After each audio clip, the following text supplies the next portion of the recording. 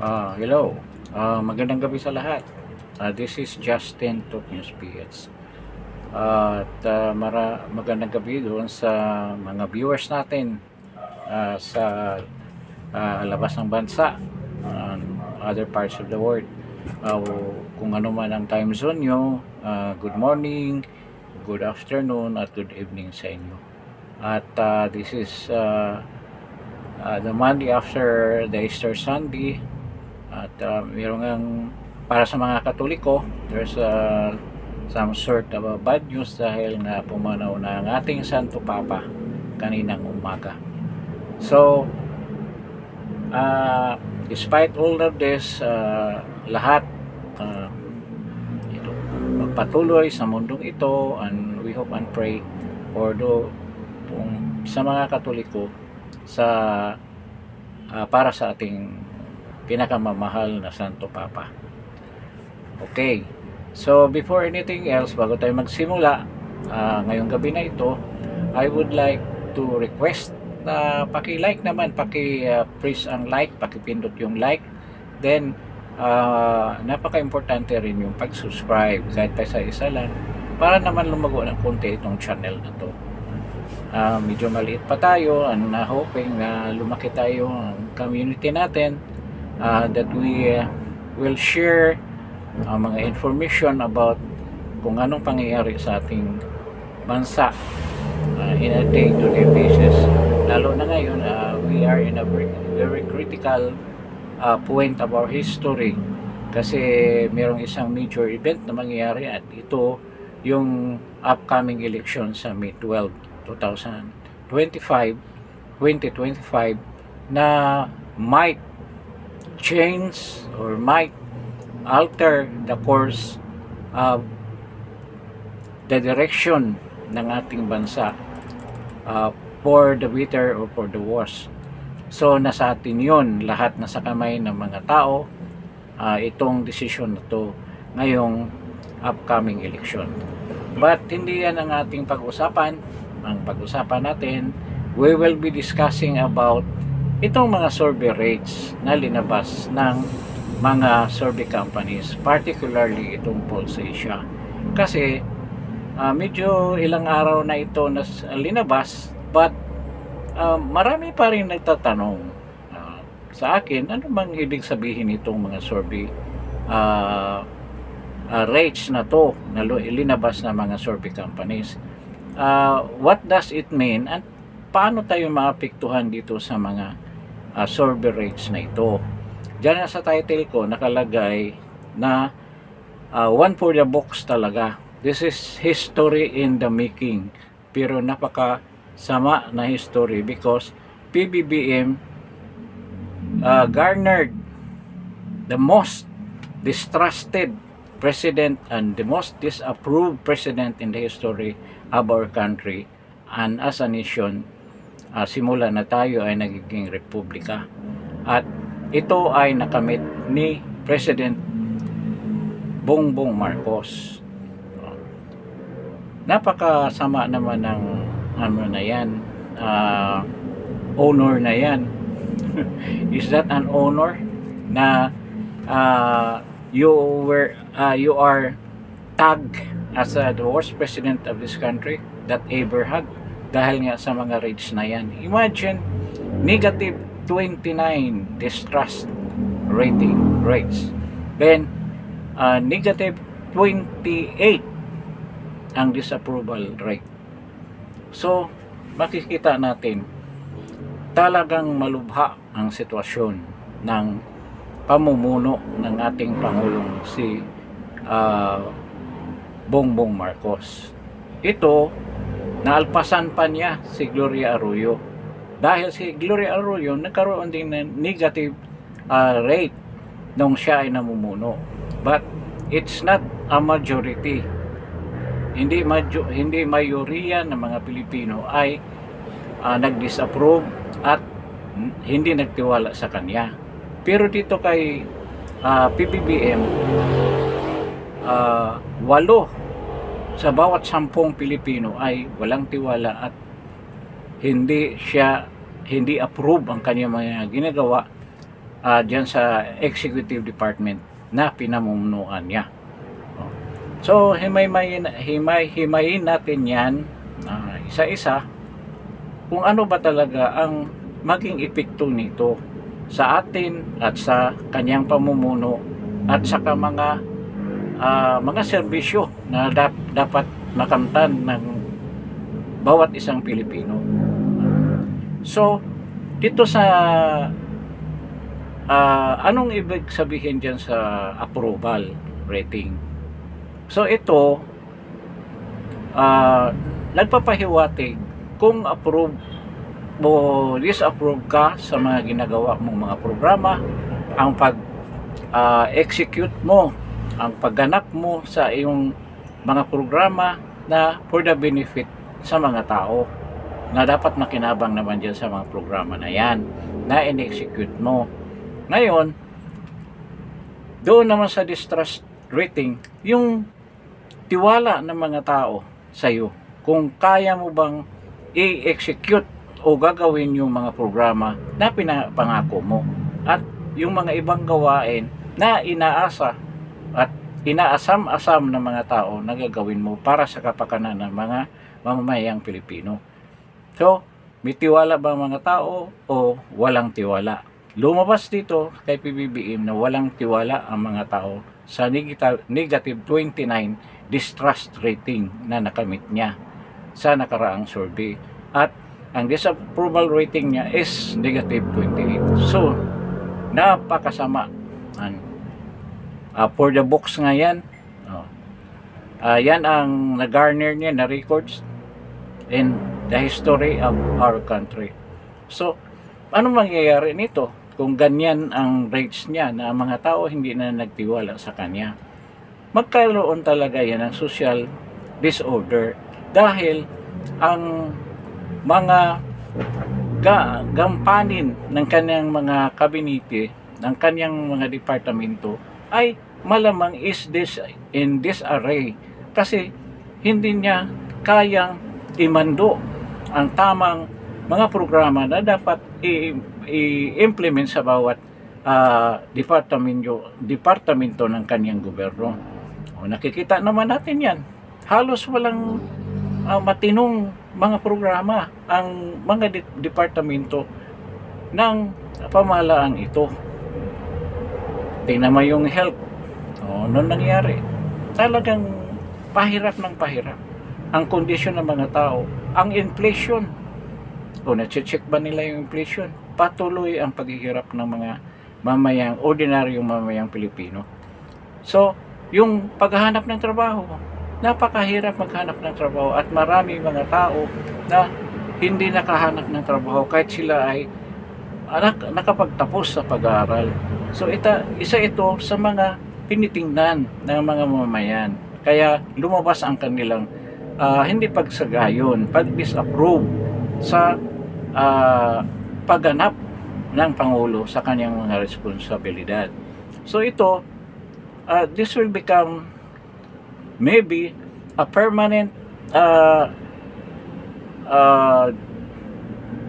trauma sa mga tao at paniwala na hindi talaga magagawa ng Pangulo ang kanyang kampanin. So magkaroon ng polarization ang pag-iisip ng mga tao. It will turn out to be a permanent discontentment of this regime. Kaya tinatanong ko dyan, kung kaya pa ba niyang tumagal ng 3 taon? Yun ang tanong. Kung kaya pa niyang tumagal ng 3 taon. Maraming nagsasabi, napakatagal naman ng 3 taon. Dapat sa sunod na buwan o bago matapos itong 2025, dapat wala na siya sa posisyon na yan. At dapat na siya ay magbitiw. Na I doubt na gagawin ni PBBM yan. Kung titingnan mo ang mga actuations niya, hindi niya gagawin yan. Kasi marami siyang pinoprotektahan, hindi lang ang kanyang sarili, kung hindi yung nasa paligid niya. Pinoprotektahan din niya yung mga interest na mga yan, lalo na yung mga oligarko na malaki siyang utang na loob nung pagtakbo niya bilang isang presidente. Hindi katulad ni President Duterte na wala siyang utang loob sa mga oligarko. Kaya matapang niyang hinarap ang mga problema na ginawa ng mga oligarko na yan. Diyan sa mga utilities, na sobrang paniningil, sobrang pagsamantala doon sa kanilang mga rates, electric rates, o doon sa water rates na nagkaroon ng kalutasan sa kapanahunan ni President Duterte. Pero sa pagkangayon, hindi natin ma-expect na yan ang gagawin ni PBBM. Kasi wala nga talaga siyang performance. Ngayon, napakalubha ng economic situation ng Pilipinas. Palaki ng palaki ang utang natin. That's around 4.06 trillion na ang utang natin. Wala pa tayong pandemic. It is almost comparable sa 6 years na utang external and internal debt na President Duterte, despite na marami siyang projects, marami siyang proyekto na natatapos, yung build projects niya, ang dami. Then dumaan pa yung pandemic, but ganyan lang. 4.6 I think is the debt ng government during the time of PRD. That's cumulative sa buong term niya. Yan ang nakamit niyang utang. But ngayon, in the 3 years period, I think it's 32 months ni President Bongbong, nakamit na niya yung 4.06 na debt. Both external and internal, domestic and international debts. So, nakakabahala yung pangyayari sa Pilipinas. Wala naman tayong nakikita mga development projects. At pinabayaan nila yung mga services na dapat ibibigay nila sa mga taong bayan na nangailangan, lalo na yung mga mahihirap. So, nakikita natin na talagang mahihirapan si PBBM. Ngayon maraming nagsasabi na kaya pa yung solusyonan. All these things will turn around kung talagang pipilitin ni BBM. Pero hindi ako maniniwala na kaya niyang gawin yan. Hindi na mahanapan ng paraan yan. Kasi personally, sila ay may problema sa sarili nila. May problema siya doon sa mga taong nag-advise sa kanya, yung mga bumubulong sa kanya kung anong gagawin. May problema na doon kasi wala siyang sariling desisyon, wala siyang political will na i-implement o baguhin ng isang sistema o isang programa na dapat i-implement sa tamang paraan. Hindi niya yan magagawa. Kaya it is very slim. There's a slim chance for a turnaround of the present situation of the Philippines. With the limited time he had, around 3 years, napakalabo na yan mangyari. Marami nagsabi, kung i-check lang daw yung mga economist din niya na dyan na sa kanya, lalo na ito si Ralph Recto, na i-check lang yung inflation. Kontrolin yung inflation. Totoo, may pagbaba ang inflation natin. Ang problema, ang mga presyo ng mga bilihin hindi sumabay sa pagbaba ng inflation. Ganon pa rin ang presyo ng mga bilihin. So may pagkukulang yung mga departamento na tumitingin dito sa tamang pagbigay ng presyo sa mga commodities na kailangan ng mga tao, ng mga mamamayang Pilipino. So mayroong pagkukulang doon sa executive department na nagkukontrol. Sa DTI, walang ginawa. Ganun pa rin ang presyohan Bumaba na rin yung inflation rate, pero ang presyo hindi bumaba. Ganun pa rin. I-check daw yung mga prices ng commodities, tulad ng bigas. Ilang na yan yung pagkaroon ng fair market value ng bigas? Naganap ba? Ilang buwan na ba yan binabalak na i-implement? Malapit na lang ang election, hindi pa rin yan na-implement hanggang ngayon. Yung SRP na dapat susundin dyan sa bigas na yan. So, walang mangyayari. Then, doon sa mga ibang mga bagay-bagay tulad ng pagkontrol ng kriminalidad. Ngayon, lumubha ang kriminalidad sa ating bansa.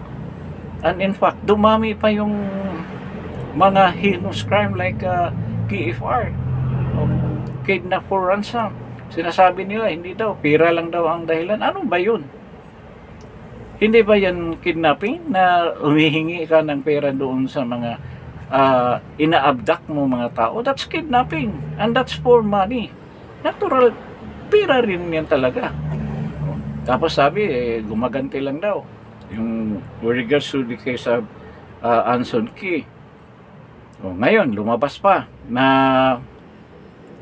nakakatawa. Nakitang-kita naman na scripted yung ginawa nilang pagkahuli, na hindi naman nahuli yung liyaw na yun kung hindi nag-surrender. So nakita natin, hindi na mga tanga ang mga Pilipino. Yung ginagawa ninyo sa KOGC, ginagawa ninyo sa pagkahuli ni President Duterte. Ito ang isang bagay na sabihin ko na hindi ma-reconcile yung bagay na yan. Kasi sabi nila, basta i-check lang daw yung inflation, ayusin daw yung economy natin, magkaroon ng maraming trabaho, magkaroon ng magandang health services. Pag ma-check na daw ito, there's a possibility na babalik ang tiwala ng mga tao sa administrasyon na to. Tapos minensyon doon kung makaapekto ba yung kaso ni President Duterte, na yan ang isa sa mga kinagagalit ng mga tao. Hindi raw yan, wala daw yung epekto doon. Talaga, ito, lahat na bagay na yan, yung pagtaas ng presyo, yung pagtaas ng mga utilities, lahat ng mga bagay niyan, ang kahirapan, humanap ng trabaho, ang walang matinong health services para sa mga nangailangan na mamamayan na may sakit. Nag-exist na yan before the abduction, before the kidnapping of President Duterte. Meron bang ganyang kabagsak na distrust at disapproval rating si PBB? In fact, nung panahon na yun, 42% yung approval at saka trust rating niya. Nung na-abduct si President Duterte, bagsak 17 points yung rates na lumabas. Kaya lumabas yung 35% na distrust, trust at saka approval rating ni PBBM. So, ang ibig nyo sabihin, walang epekto ang pagkahuli, ang pag-abduct nyo kay President Duterte. Napakalaki ng epekto niyan. At yan na ngayon ang magpabagsak sa gobyernong ito na ginawa.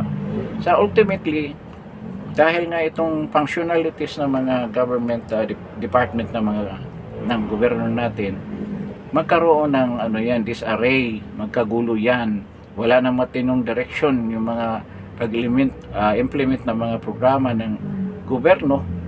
So ano mangyari? Lalong ma-polarize ang mga tao, maging disenchanted ang mga tao sa government at magiging hindi na sila kontento. It might lead into something like a people power revolution.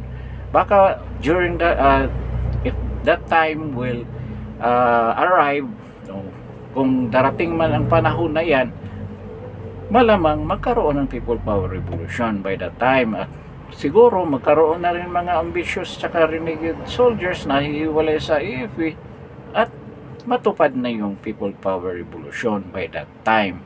So ito nga ngayon, yung sabi nila hindi makaapekto yun. So hindi nila sinasama doon sa mga dapat gagawin para ma-appease ang mga tao at babalik ang tiwala sa gobyerno. Na sa tingin ko hindi na mangyari. Hindi na mangyari. There's no turn around with this situation na nangyari sa bayan natin. Ultimately, kung makasurvive naman si President Bongbong, hindi na sila mananalo on the upcoming election. Isa pa rin, kung gusto talaga niya na ma-appease ang mga tao, o tataas ang approval at saka trust rating niya, gagawa siyang ng move na pwedeng maipabalik si President Duterte dito sa Pilipinas. Yun ang dapat niyang gagawin. At siguro ang mga tao nang galit sa kanya, unti-unti mawala yung galit. Kung mismo, pwede naman hindi siya mag-resign. Pauwiin lang niya si President Duterte. Pangalawa, pwede nang hanapan ng paraan na hindi matuloy yung ng impeachment ni BP Inday Sara. Pwede siyang makasurvive sa ganyan hanggang doon sa election sa 2028. Pwede niya matapos yan. So, hindi niya ipatuloy yan. Yung impeachment na yan.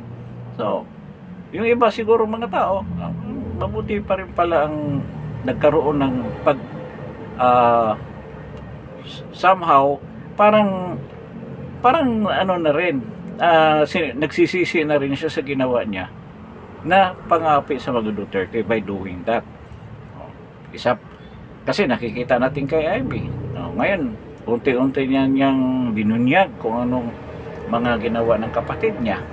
And I hope patuloy yung ginagawa niya para naman maniwala tayo na sincero siya sa pagpa-endorse niya kay BP Sara. Ngayon, kung gagawin nga niya ni PBBM, posible na mag-iba ang pag-iisip ng mga tao. Pero napaka-imposible niyan dahil maraming pipigil niyan. At saka mataas ang mga pride ng mga yan. At saka ngayon, hawak na ng mga NPA ang paglilitis kay President Duterte. Lalo na yan, nasa home ground nila yan. Kasi in Netherlands, home ground ng mga komunistang NPA yan, mga terorista. Nakikita mo naman yung mga petition na ginawa ng kampo ni President Duterte na talagang stringent dapat yung requirement doon sa mga ID. Pero para sa akin, walang problema yon. Kung ayaw nila na passport ang ipapakita or national ID, magpakita sila ng ibang ID na talagang i-identify na totoo yung taong naging biktima ng EJK. Hindi yan mga kunwari lang, baka mga NPA rin ang pumatay niyan tapos kinargat yan at pinaratang niya kay President Duterte. Meron naman mga paraan yung mga abogado para tuklasin yan. So hindi ako worried dyan sa identification. At yung mga supporter ni Bongbong ng mga dilawan din at saka itong mga bangag nagsasabi na panalo na raw. Paano panalo? ID pa lang yan. Wala pa namang hearing. At saka with regards to doon sa injustices nagawa, yung violation ng due process, hindi pa yan tinick up. Wala pang petition regarding that. Kaya hindi pa nagdesisyon ang ICC kung yung kaso ni President Duterte pwede i-dismiss kung basehan ang violation na yan na hindi nagpunta ng competent judicial competent national judicial court ang si President Duterte bago siya madala sa The Hague. So hindi pa yan natalakay. So wala pa. Hindi pa yan wala pang desisyon na binababa tungkol dyan. Ngayon, ang magandang pangyayari, pinapalaki ng mga yung regarding dyan sa ID, pero hindi man nyo alam na binigyan ng 10 araw lang yung prosecution na ipresenta na yung kanilang mga ebidensya at walang extension yan. Mabigat yun. Mabigat yun kaysa ID. Di ba? 10 araw, walang extension. Kasi dapat bigyan din nila ang depensa ng kanilang mga ebidensya para mahimay ni Nick Kaufman at ni Jacobs yung mga ebidensya na presinenta nila at maglabas ng depensa yung defense team ni President Duterte doon sa mga accusations, doon sa mga ebidensya na pinipresenta ng prosecution. So ganyan yun. So maganda yun dahil ipit ang prosecution sa araw na hindi na pinayagan ng ICC na ma-extend. Di ba? Advantage yun sa Team Duterte. So, ganyan ang nangyayari. So, balik naman tayo. Yung sinabi nga na kahit na hindi sasama si President Duterte dyan sa equation na yan para maayos yung trust rating ni BBM na sa tingin ko wala na. Hindi na yan mangyayari. Sa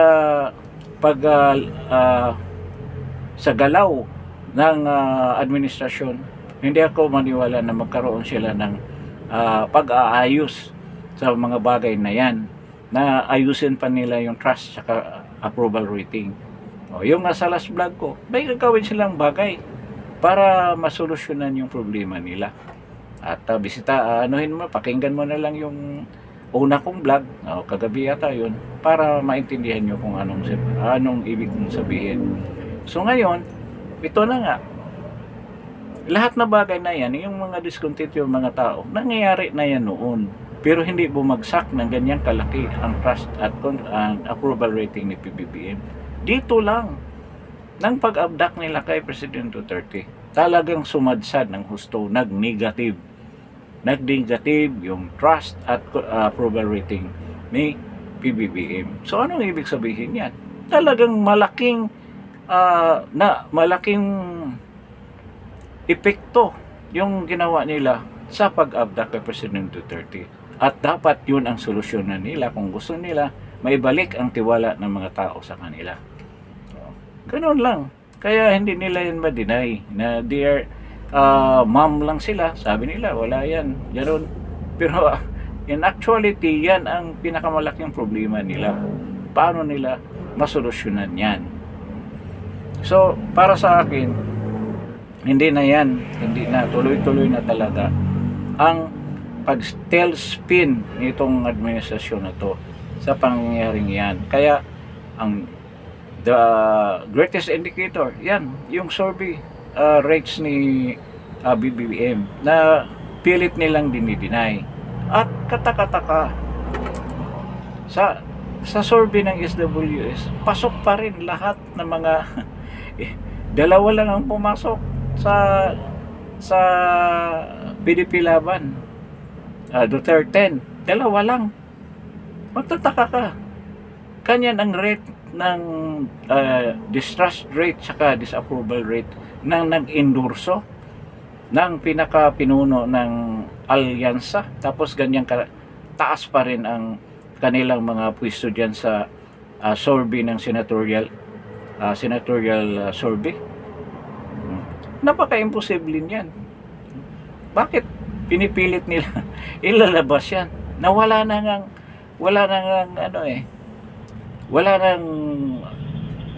tiwala ang mga tao dyan sa nag-endorse, which will greatly affect doon sa ini-endorse niya na mga senatorial bids niya. Kaya yung survey na yan, talagang halatang dinoktor. Bodol yung survey na yan. Ito, sana maglabas ulit ang Pulse Asia or WR numero ng totoong survey dyan. Meron dong survey na lumabas a few hours ago, hindi ko pa nakita. At halos lahat ng kandidato ni President Duterte, yung Duterte, ay pumasok dyan sa survey na yan. So, yun ang totoong survey. Sipin mo, 61%, 63%, 61 ang approval and 63 ang trust rating. Diyan natin makita na talagang totoo ang survey na yan kung magre-reflect doon sa ranking dyan sa survey ng senatorial bids ngayong panahon na to.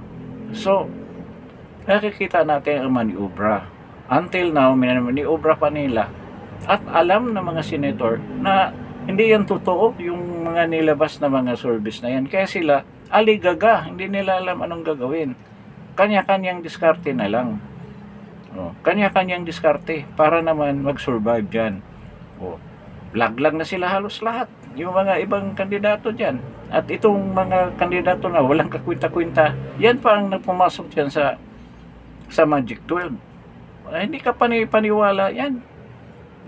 Kaya, antayin na lang natin at dyan naman sa mga service na yan, nakikita natin talaga ang tuloy-tuloy na pag-angat ni Bibi Sara. At dahil umangat siya, yung mga in-endorse niya, talagang malaking possibility na angat din dyan sa survey. At itong Duterte 10, siguradong mananalo yan ngayong election ng May 12, 2025. Very positive ako dyan sa ganyan dahil Sa dami-dami kong mga nakakausap, talagang straight ang voting na gusto nila, at yan ay ang PDP Laban senatorial bids. Seldom lang ko makamit ng sabihin na kahit na namimili. Mga tinatanong ko, sino bang iboto natin? Hindi ko pa sinasabihan yan na na Duterte. Bihira lang ako nakarinig nga namimili. Ngayon, talagang patok na patok yung black voting, at ang laking advantage yan para sa mga kandidato ni President Duterte. So, yung idea na hindi raw nakakaapekto diyan sa rates ni PBBM, yung pagkahuli ni President Duterte, ang pag-abduct nila, malaking kasinungalingan yan. Yung nga nagpabagsak sa iyo Kaya yun ang dapat mong solusyonan. Kung kaya mong solusyonan, kaya mo bang mapauwi si President Duterte? O anong gagawin mo ngayon? Kung bilib na bilib ako kung magawa ni PBBM yan, posible marami mag-ibang isip, di ba? At pwede siya mag-survive hanggang 2028. Hanggang dyan na lang. Hindi siya mapatalsik ng by force. So, pwede yan mangyari. At withdraw, itigil na niya yung impeachment case ni VP Sara. So, posible maging normal ang takbo ng politika sa Pilipinas. At yung pamumulitika niya, itigil na yan. Yung pag-aapi niya sa mga Duterte. Sa bagay, nandiyan si First Lady Lisa Hindi yan makatulog pag hindi niya makitang maging babagsak si President Sara, si Vice President Sara, at saka si Martin Romualdez. Parang imposible mangyari. But yung nga lang ang solusyon na hindi naman pwede nilang gawin. Yan ang solusyon. Ulitin ko, hanap siya ng paraan na mapauwi. Total, sila naman na nag-surrender niyan doon sa ICC. Maghanap siya ng paraan na mapauwi niya, matigil yung kaso diyan sa ICC, at mag-retract siya, yung mga witnesses nila, pauwiin niya sa President Duterte. Pwede yan, magkaroon ng peaceful atmosphere ang bansa natin. Then itigil na niya yung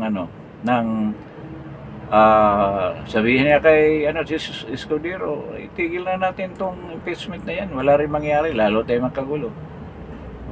Kaya niyang gawin yan, di ba? At bukod pa dyan, magtanggal siya ng mga ilang cabinet secretaries, palitan niya yung mga cabinet secretaries niya na hindi gumagawa sa kanilang mga katungkulin as head ng kanilang mga departments. Ayusin niya yung agriculture. Kaya ba niya? Galing na siya doon Wala naman nangyari. Yung kriminalidad, is-check niya yan. Maglagay siya ng matinong general, talagang totoong gumagawa. Hindi katulad nila Marvel at ni Ture. Mga may diferensya sa, alam natin, baka magalit si Ture sa akin Sir, huwag kang magalit kilala, kaibigan ko pa naman anak nito bata sa akin, pero nakilala ko lang. Kawawa rin naman yung mga bata na yan dapat naman yan ang isipin mo, sir. Ngayon, kung gagawin niya yan, sabi nila, yung mga supporters ni Bongbong, may pag-asa pa raw. 3 taon nga walang nangyari. Ngayon wala ng pera. Wala ng pera ang pamahalaan natin. Ayusin mo yung budget next year. Huwag mo naman kurakutin ang budget ng mga departamento next year. Posible. Alisin mo yung corruption. Yan. Yung mga flood control projects nyo. Gagawin yung totoong projects na. Kaya ba gawin yun? Sa tingin ninyo, kayang gagawin ni BBM yan? Kaya nilang, or kabaliktaran ang gagawin nila dahil alam nila matatanggal na sila So, kanya-kanyang nakawan na naman ulit. Ngayon walang pera na ngayong gobyerno. Bibili pa ng F-16 sa US. Nakita mo, magkano isang F-16? Ilang billion pesos yan? I think 300 billion bawat isang F-16 jet. Nakikita nyo yan. Kung anong kahunghangan ang ginawa. Ngayon, Dahil nga sa political situation ng Pilipinas, wala na mag-i-invest na mga local investor, mga domestic investor, tsaka mga foreign investor. Dahil nga magulo ang politika dito sa bayan natin. Kaya, suggestion ko, BBM, kung sino mga supporter, sabihin ninyo sa amon ninyo, maghanap siya ng paraan na makauwi si President Duterte. Siya mismo, pupunta siya sa Hague. Yung balita ko, nandoon si umalis si John Vic, punta, iwan ko kung anong gagawin doon. Baka yun na nga, no? Pauwiin niya si President Duterte. Tapos sabihin, itigil na to, i-withdraw na namin yung kaso na to. No, hindi totoo lahat dito. O ganun, ha? Kaya nilang mapahiya sa mundo ng ganyan. Then, yung impeachment ni BP Sara, mas madali gawin yun. Diba? Karoon ng peace talaga ang political situation ng bansa natin kung yan ang gagawin niya. At ang pera ng PhilHealth, ibalik niya, palitan niya yung lahat ng mga tao dyan sa PhilHealth. O, maganda pa siguro ako maging presidente, no? Kung yan. Yan lang, napakasimple. Yung mga, yung mga polis, disiplinahin mo ng gusto. Yung droga, ayusin mo naman. Hindi ko naman sabihin na, ibig sabihin na gawin mo yung ginagawa President Duterte dahil hindi mo kayang gagawin yan. Wala kang wala kang yagbols na gagawin yung programa ni Duterte para matigil ang crime at saka yung drug trade dito sa bansang ito. Hindi mo ma-duplicate yan. So yun ang mga gusto mo i-suggest kay PBBM para tumaas ang kanyang trust and approval rating. Siguradong tataas yan. Kung gagawin niya yan, i-announce lang niya before the election. Before itong election na to, posibleng mananalo pa yung kandidato. Huwag mo na. I-announce mo na lang yun doon sa pagkatapos ng election. Para sure ball na yung mga Duterte 10. So, may halong biro yan, pero dapat gagawa talaga ng napakabigat na bagay si PBBM para magkaroon ng redirection ang kanyang government kasi ultimately para magkukulaps na ang government na to kung hindi siya gagawa ng mabilisang solusyon sa mga problema ng bansa natin. Kasi pag mga tao masyado nang discontented, yung iba magkaroon na ng exodus ng mga tao gusto na maghanap buhay sa ibang bansa dahil wala nang makitang hanap buhay dito. At ultimately, dahil sa kahirapan, tataas ang crime rates natin. Maraming gagawa ng krimen para lang mabuhay. Yun naman talaga ang mga kaakibat na pangyayari na pwedeng maganap kung patuloy ang kahirapan dito sa bansang ito. Kaya, para sa akin, para simulan natin ang pagbabago, totoong pagbabago sa pamamagitan pagbuto natin ng straight PDP. Vote straight PDP, Duterte. Kalimutan na natin, isama natin si Camille Villar. Ayaw ko rin yung ibang kandidato, parang may dalawang isip na ako ibuto. Yan lang, 11 lang yung sa akin siguro. Hindi na ako bubuto ng isa. Ngayon, kung maganap yan, mangyari yan, nasa tingin ko mangyari yan, ultimately magkaroon ng ibang mukha ang ating Senado at malamang marami ring mananalong mga party list na supporters ni BP Inday Sara. Andyan sa mga kandidato sa Kongreso, malamang marami na ring mananalo dyan. The things that are going right now na ang mga tao talagang disgruntled, talagang napakapangit ng tingin sa pamahalaan na to. Kaya nga it resulted to this distrust and approval rating ng ating presidente na si Ngagba. So sa tingin ko kung ito mangyayari, at least mayroong konting light in the horizon na aasamin natin at pinapanaginip natin, pinapangarap na mangyari. So, huwag talaga natin kalimutan ang pagboto ng straight. At hindi lang tayo, dapat yung mga kapitbahay natin, we should try to convince them to vote the same way as you vote straight to 10 para naman makamit natin ang mga ninasam-asam natin na pagbabago dito sa bayan natin. So with this, maraming salamat dun sa mga bagong mga viewers, and I hope you will subscribe, and then pakipress naman ng notification bell para anytime na meron tayong vlog or broadcast, you will be easily notified. And then try to press like, paki-like naman, but most important of all is to subscribe on this channel. I hope okay kayo, okay yung Easter Sunday celebration ninyo with your family. Dito sa amin okay naman, and wala namang sa Pilipinas, as far as I can I've heard, and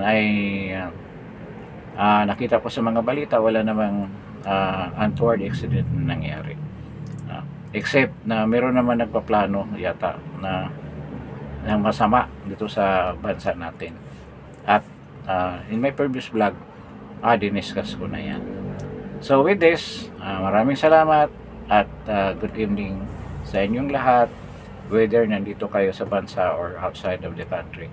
Good evening, good day, good afternoon, at good morning sa inyong lahat. Thank you po sa pagdalo ninyo dito sa Justin Talk News Page. Salamat po.